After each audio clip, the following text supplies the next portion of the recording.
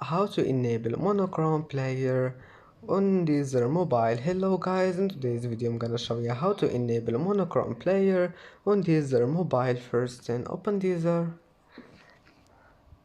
and here you will find this icon here, this icon in the top corner. Click on it and then just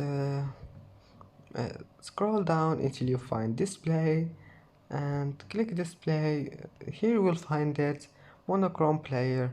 And now all you need to do, if you want to enable it, just click on it, and as you see monochrome player have been enabled. Now just go back, it will be saved, and that's it. It's easy. And that's it for today's video. Don't forget like and don't forget subscribe, and thank you for watching this video until the end and see you in the next video.